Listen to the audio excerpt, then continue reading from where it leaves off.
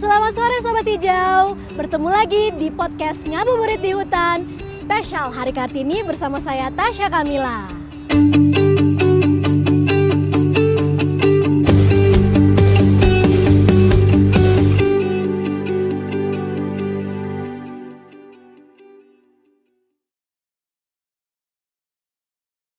Sobat Hijau, sambil nungguin waktu berbuka nih, aku pengen ngajak Sobat Hijau buat ngabuburit yang berfaedah karena kita di sini bakalan ngobrolin berbagai isu soal lingkungan hidup dan kehutanan.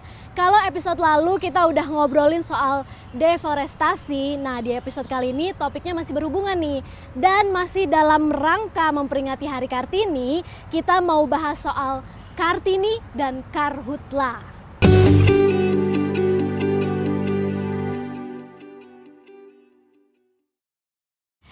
Sebelumnya Tasya juga mau ngucapin selamat Hari Kartini buat perempuan dimanapun kalian berada, kalian semua hebat-hebat. Tentunya Ngabuburit di Hutan kali ini akan menghadirkan dua Kartini masa kini yang berani speak up, berbicara dan bertindak untuk perlindungan hutan.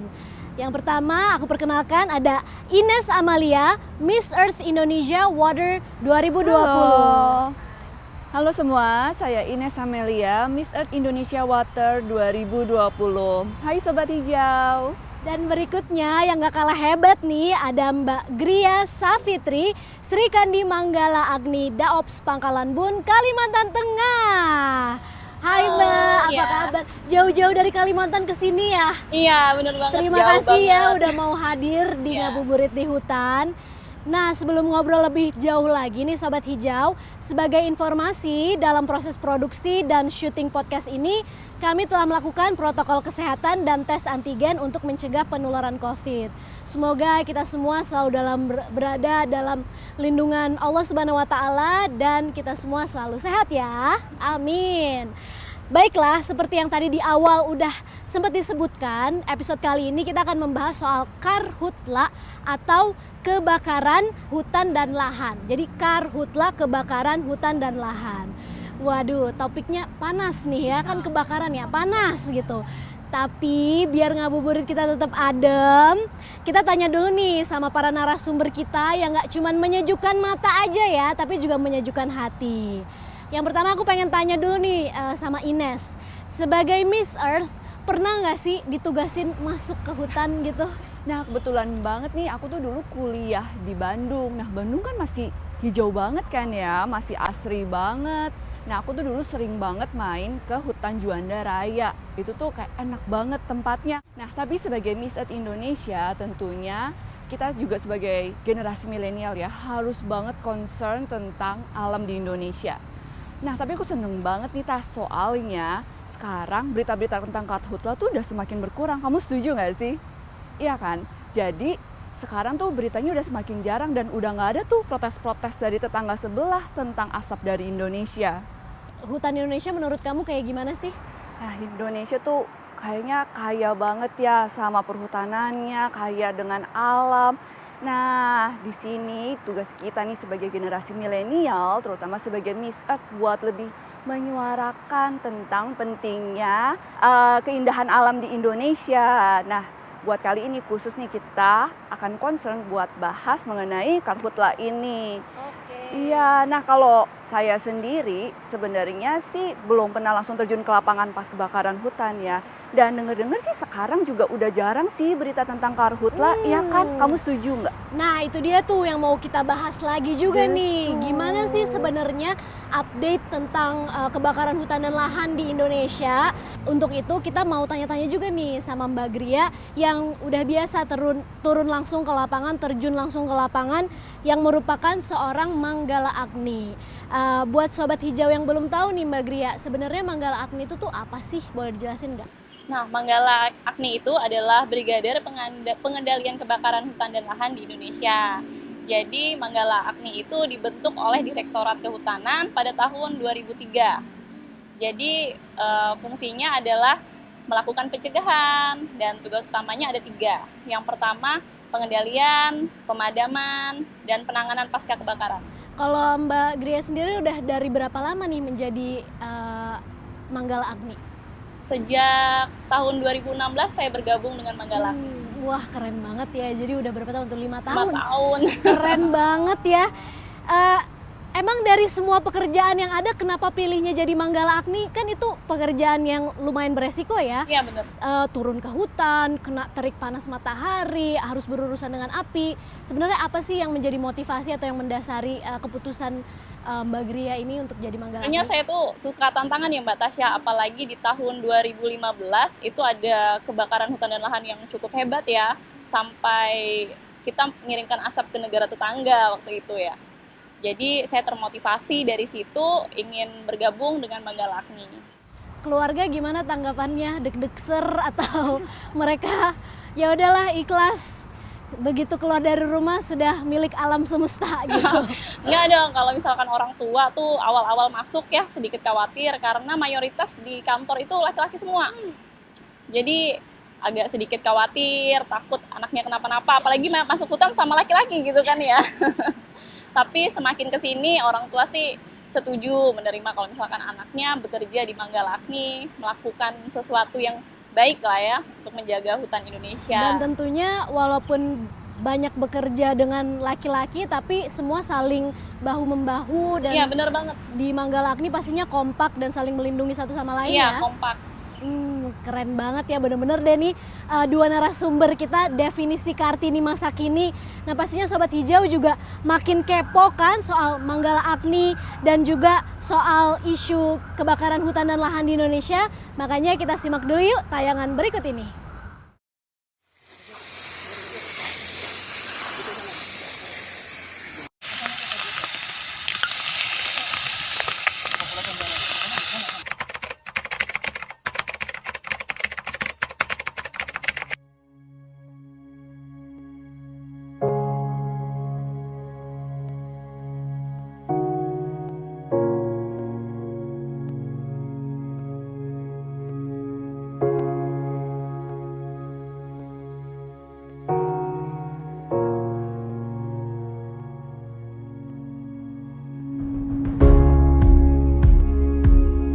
Saya Gria Safitri, anggota Manggala Agni Daerah Operasi Kalimantan 3 Pangkalan Bun, Balai PPI KHL Wilayah Kalimantan.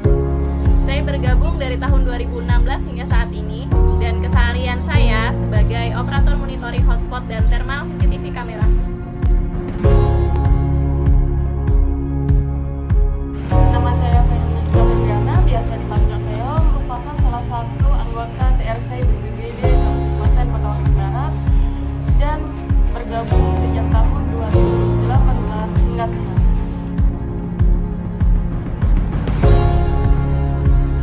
6 tahun silam Indonesia mengalami kebakaran hutan dan lahan. Catatan Kementerian Lingkungan Hidup dan Kehutanan, luas kebakaran hutan dan lahan yang terdapat sepanjang tahun 2015 mencapai 2,61 juta hektar.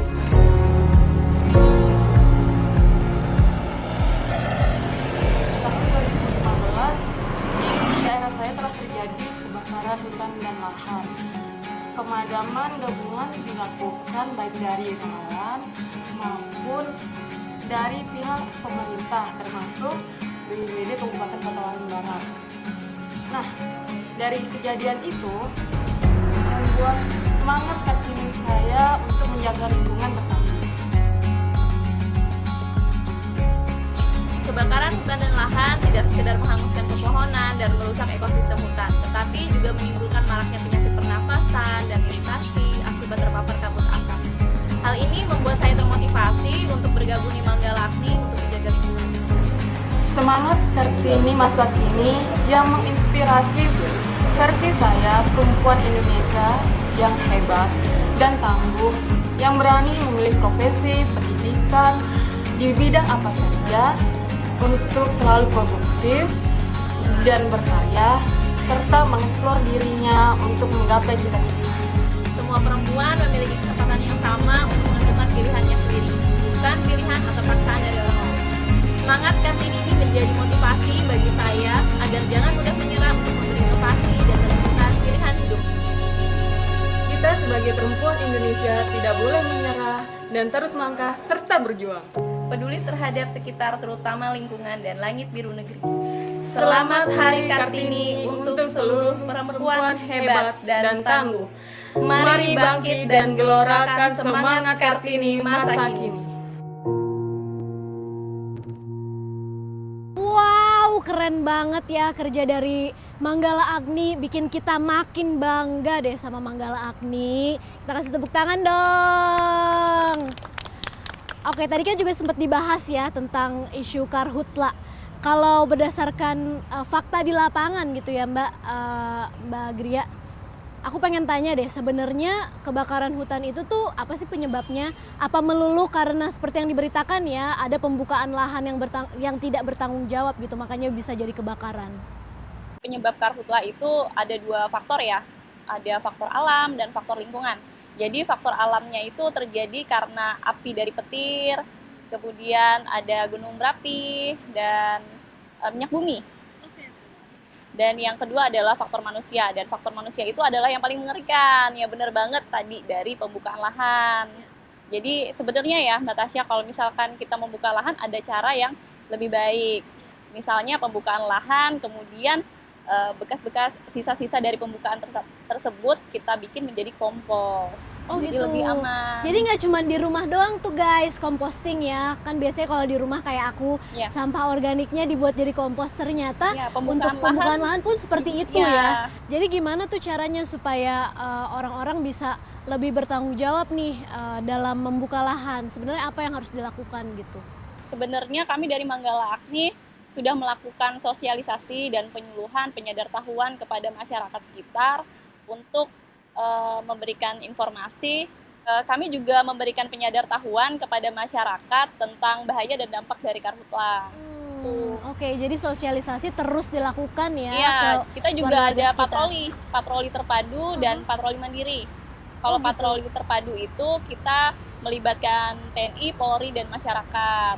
Durasinya juga selama 30 hari berturut-turut. Oh gitu, 30 hari berturut-turut nggak pulang tuh Mbak? Pulang dong. Kirain di hutan terus 30 hari ya. Oke, keren banget. Berarti upaya-upaya pencegahan juga udah dilakukan. Kalau sudah terjadi ya kebakaran hutan itu sendiri, gimana tuh kerja keras dari Manggala Agni dalam memadamkan api? Seperti apa sih? Bisa diceritain nggak sih pengalamannya? Jadi kalau misalkan ada kebakaran, kita pertama melakukan ground check dulu. Jadi ada teman-teman yang melakukan ground check lapangan bahwa memastikan ada api atau tidak. Dan kalau misalkan memang terjadi kebakaran, teman-teman di lapangan akan mengumpulkan data tentang lokasi, akses jalan, sumber air, kemudian tipe api juga. Jadi kita di Daop menerima informasi dari lapangan, kemudian bersiap untuk melakukan pemadaman. Oke, wah emang suatu kerja keras dan sangat-sangat beresiko ya ketika kebakaran itu sudah terjadi, baik buat para fighters atau para pejuang kayak Manggala Agni maupun ya pastinya dampaknya juga dirasakan oleh nggak cuma yang di hutan doang tapi sampai yang di perkotaan gitu kan.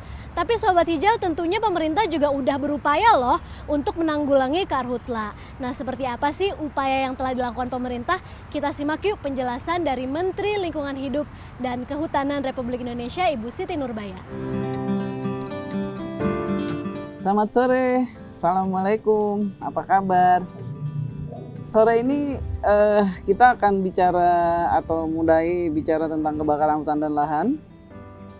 Saya kira Indonesia merasakan ketika tahun 2015 kita punya persoalan berat. Saya mengatakan itu masa-masa yang sangat sulit gitu ya. Bersama Bapak Presiden Jokowi, kita punya kebakaran hutan yang luar biasa, terutama di Riau, Kalimantan Tengah, Kalimantan Selatan, kemudian Sumatera Selatan. Baru juga Jambi dan Kalimantan Barat serta sebagian Kalimantan Timur. Tentu masa-masa sulit seperti itu menjadikan kita harus belajar, dan dari situlah kita kemudian melakukan atau pemerintah melakukan berbagai kebijakan-kebijakan korektif. Hal-hal yang harus dikoreksi dari situasi dan kondisi-kondisi di masa sebelumnya.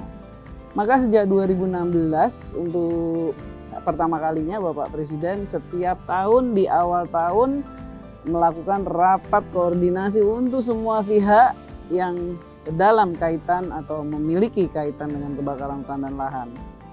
Maka di 2016 itu juga lah kita mempersiapkan peraturan baru tentang bagaimana ngeberesin gambut.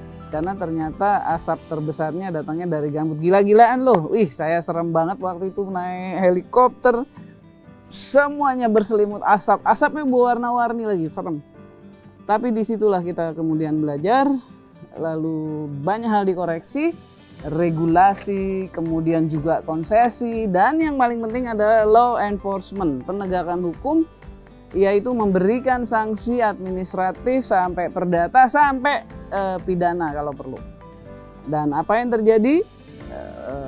Beberapa perusahaan dicabut izin usahanya, beberapa sangat banyak yang kena sanksi. Harus lakukan ini, perbaiki peralatannya, perbaiki personilnya dan sebagainya, dan itu akhirnya berlangsung. Kemudian apa yang terjadi? Kemudian di 2016 turun luasan areal kebakarannya dari 2,6 juta loh sampai kira-kira 600 ribu.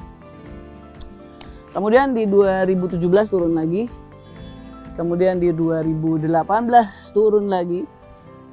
Turunnya itu 600, kemudian 3.400, lalu turun lagi menjadi 137. Kemudian apa yang terjadi 2019? Ternyata emang ada suasana yang sangat panas. Kemudian juga ada keterlambatan dalam langkah-langkah. Akhirnya ya kebakarannya gede juga tuh. Kalau di 2015 2,6 juta hektar yang kebakar, di 2019 1,6 juta. Dan dari situ kita belajar lagi. Memang ya yang paling penting sebetulnya ya anak-anak yang saya cintai, yang paling penting itu sebetulnya kita kalau usaha itu harus continue dan harus konsisten. Nah, kemudian di 2019 kita mengalami persoalan itu, tapi tidak sedahsyat 2015. Lalu kita lakukan lagi koreksi di 2020. Jadi tahun 2020 kita, Bapak Presiden mulai memerintahkan untuk lakukan pengendalian dan pencegahan kebakaran hutan secara permanen. Jadi jangan lagi ini dikerjakan, nanti yang ini enggak, yang ini dikerjakan, begitu ya. Enggak boleh lagi seperti itu, maka Bapak Presiden bilang lakukan secara permanen pencegahan. Oleh karena itu di 2020 kita pakai sistem modifikasi cuaca. Jadi awan-awan itu di berbagai tempat, terutama yang di bawahnya areal gambut ya, di atasnya ada awan-awan tertentu, kita rekayasa kapan bisa dijatuhkan sebagai air hujan dengan sistem penaburan garam ya. Jadi kalau awannya penuh uap air, kalau dikasih garam itu jadi hujan. Itu kita lakukan.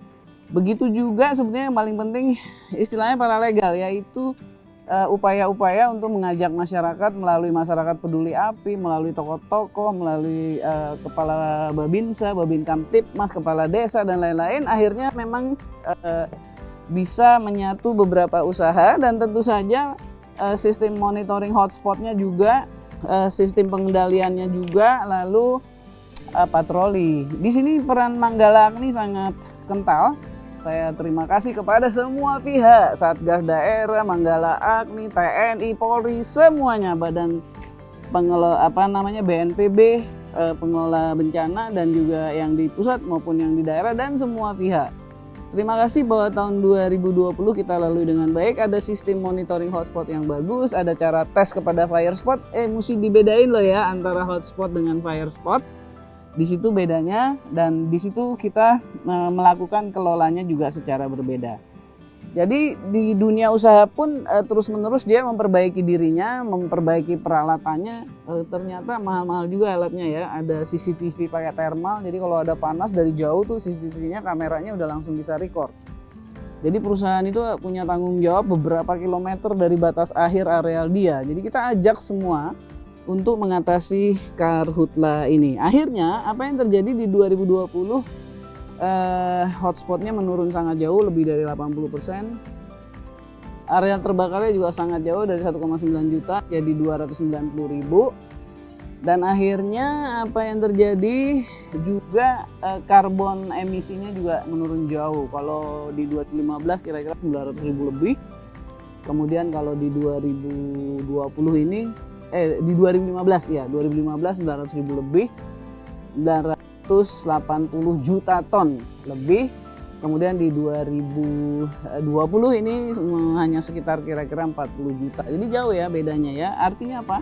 Artinya mari kita tangani satu persoalan itu secara penuh, kontinu, konsisten, dan tentu saja berlandaskan ilmu pengetahuan. Jangan lupa ini berkaitan dengan Hari Kartini, saya juga punya tim perempuan loh. KLHK tuh punya tim perempuannya jago-jago. Ada yang bisa setir ultralight. Ultralight itu pesawat kecil yang bisa motret landscape. Itu ada loh pilotnya perempuan. Ada lagi yang Manggala Agni yang perempuan, jago-jago, hebat-hebat, dan muda-muda. Selamat Hari Kartini. Jadilah Kartini yang nyata, bermanfaat, berguna bagi masyarakat. Selamat Hari Kartini. Yuk, 2020 kita, atau terutama Riau, bebas asap.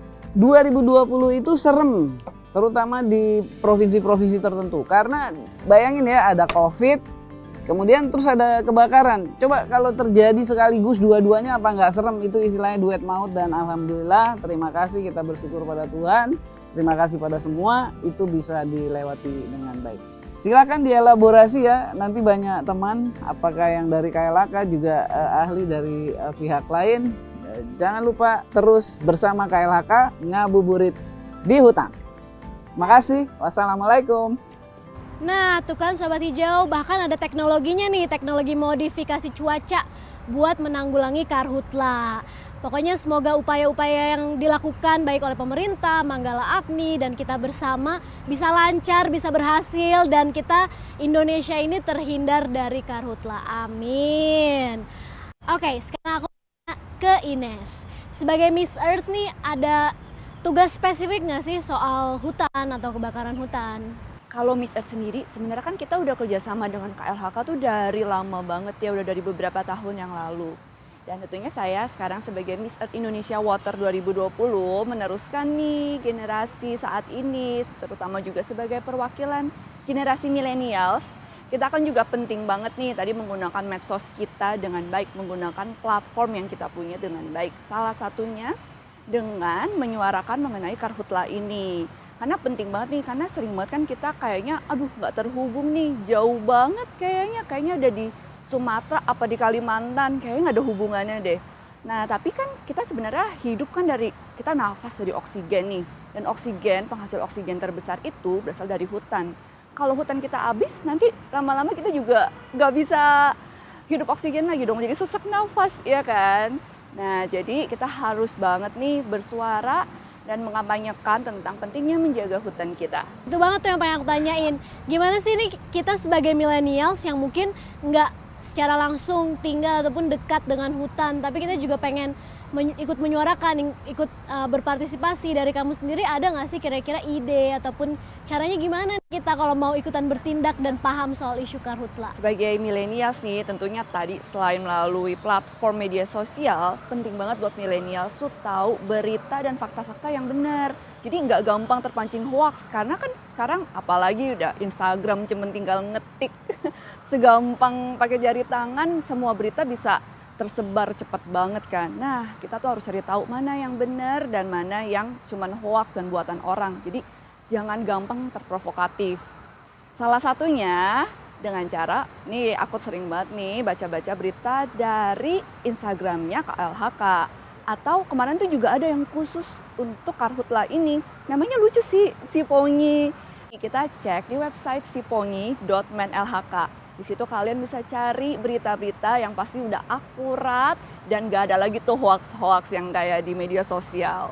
Iya, dan tentunya kita juga harus cari informasi sebanyak-banyaknya. Kita ketahui juga apa sih upaya-upaya yang udah pemerintah lakukan gitu ya untuk menanggulangi karhutla ini, supaya kita bisa ikut mendukung, gak cuman protes saja, tapi kita juga bisa menyebarkan berita baik ya ke masyarakat, at least ke teman-teman kita di social media kita gitu ya, bahwa udah ada loh upaya-upayanya, ayo kita dukung, ayo kita apresiasi gitu kan, ayo kita kawal juga upaya-upaya yang dilakukan oleh pemerintah gitu. Jangan lupa follow juga Instagramnya Kementerian LHK supaya bisa tahu juga isu-isu terupdate tentang karhutla ataupun upaya penanganan karhutla.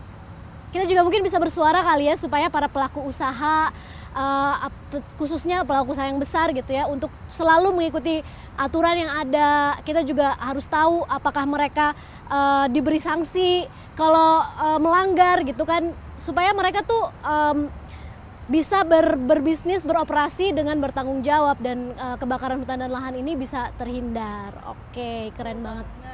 Iya, setuju tuh sama Ines. Kalau dari Mbak Gria sendiri, ada nggak sih pesan-pesan bagi anak-anak muda, para millennials di luar sana?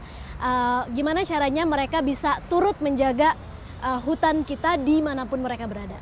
Sebenarnya milenial sekarang sih bisa banget ikut berpartisipasi untuk melakukan pencegahan ini dengan cara meningkatkan kepedulian terhadap lingkungan. Setelah itu menyuarakan pesan-pesan kepada masyarakat tentang peduli kepada lingkungan. Kemudian teman-teman juga bisa banget bersuara lewat media sosial loh. Dengan media sosial bahwa kita tuh mampu menjaga hutan dan lahan kita dari kebakaran hutan. Iya, jadi guys, sosmednya jangan dipakai buat gibah doang guys, dipakai buat yang berfaedah juga untuk cari informasi yang valid soal isu-isu karhutla di Indonesia dan bagaimana caranya kita bisa mendukung upaya pemerintah dengan cara kita masing-masing ya untuk penanganan karhutla ini. Dan kalau kalian mungkin belum tahu ya, sebenarnya tuh ada berita baik juga nih, berita yang menggembirakan juga. Menurut perhitungan yang dilakukan oleh KLHK bersama Lapan, bahwa pada tahun 2020 luas kebakaran hutan dan lahan menurun signifikan jika dibandingkan tahun 2019. Penurunannya itu bahkan 82%. Maupun kebakaran yang terjadi tahun 2015. Kalau dibandingkan ya antara 2020 dengan 2015, penurunan karhutlanya itu sebesar 88,63%. Tuh kan, jadi emang kita tuh nggak setiap tahun selalu ada kejadian yang heboh gitu kan, dan bisa dilihat trennya pun menurun gitu. Tentunya itu karena usaha dari pemerintah dan juga dari Manggala Agni seperti Mbak Gria ini. Jadi harus kita apresiasi dengan sebaik-baiknya. Sobat Hijau, seru dan fruitful sekali ya pembahasan kita hari ini. Mungkin nggak semua dari kita bisa masuk langsung ke hutan, terjun langsung menangani karhutla seperti yang Mbak Gria dan para Manggala Agni udah lakukan gitu. Tapi seenggaknya kita bisa bersuara, kita bisa speak up, kita bisa menyebarkan berita-berita yang benar, yang valid di sosial media untuk meningkatkan kepedulian terhadap isu karhutla, untuk meningkatkan kepedulian terhadap hutan kita, dan untuk mendukung upaya-upaya yang telah dilakukan dalam penanganan karhutla ini. Karena tentunya hutan Indonesia adalah kebanggaan kita semua. Saya ucapkan terima kasih kepada Menteri LHK, Dirjen Pengendalian Perubahan Iklim, Direktur Pengendalian Kebakaran Hutan dan Lahan, Kepala Balai PPI Wilayah Kalimantan, Kepala Daop Kalimantan 3, Pangkalan Bun, dan seluruh Manggala Agni Patriot Indonesia. Wah, semangat Manggala Agni! Oke, tentunya kita semua punya peran masing-masing ya untuk melindungi hutan di Indonesia dan untuk membawa kebaikan bagi bumi kita ini sebagaimana yang telah tercantum di surat Al-Qasas ayat 77, dan carilah pada apa yang telah dianugerahkan Allah kepadamu kebahagiaan duniawi dan berbuat baiklah kepada orang lain sebagaimana Allah telah berbuat baik kepadamu. Dan janganlah kamu berbuat kerusakan di muka bumi. Sesungguhnya Allah tidak menyukai orang-orang yang berbuat kerusakan. Nauzubillah min dzalik, semoga kita bukan termasuk orang-orang yang membuat kerusakan ya. Semoga kita bisa menjadi penyejuk ataupun kita bisa menjadi solusi bagi isu-isu yang terjadi di bumi kita ini, di hutan Indonesia juga. Tentunya lestarikan lingkungan dan hutan Indonesia. Sobat Hijau, nggak kerasa nih bentar lagi kita udah mau berbuka. Terima kasih semuanya sudah bergabung dan sudah menyimak podcast Ngabuburit di Hutan pada hari ini. Terima kasih untuk Ines dan juga Mbak Gria yang telah bergabung. Akhir kata saya Tasya Kamila beserta Ines dan juga Mbak Gria pamit undur diri. Sampai jumpa di episode berikutnya. Wassalamualaikum warahmatullahi wabarakatuh.